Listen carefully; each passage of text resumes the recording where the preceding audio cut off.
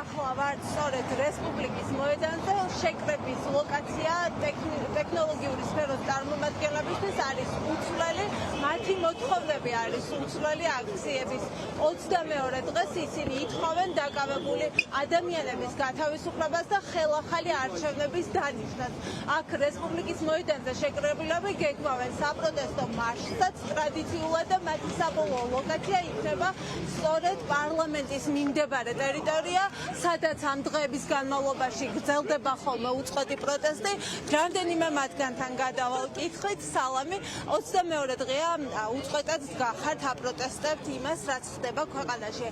22 დღის თავზე ვნახეთ, რომ მაგალითად ვახო გომელაური ვიცე-პრემიერად დანიშნა პრემიერმა, მაშინ როდესაც ვნახეთ წინა დღეს სანქციები ბრიტანეთისგან, ამერიკისგან. თქვენ როგორ აღიქვამთ ირაკლი კობახიძის პასუხს საერთაშორისო წრესზე და თქვენს მოთხოვნებზე?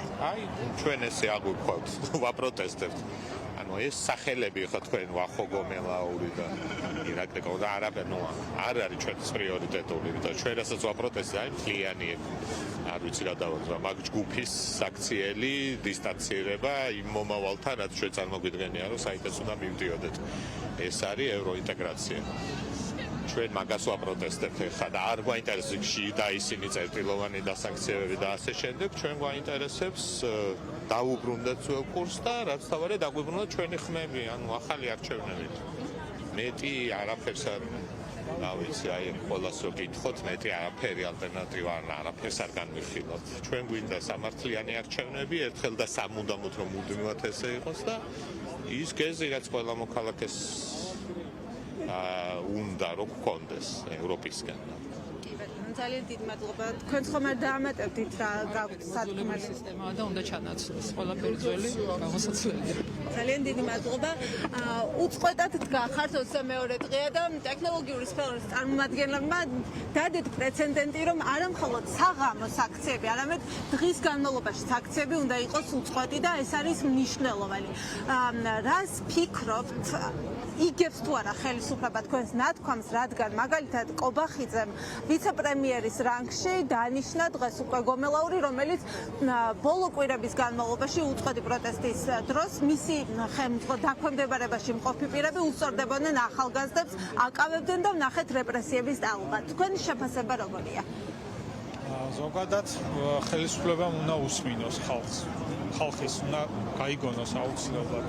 იმიტომაც გრძელდება ეს სამოქალაქო აქტივობა, ეს გაფიცვები, აქციები, დაუმორჩილებლობა, რომ მოგვისმინოს ხელისუფლება.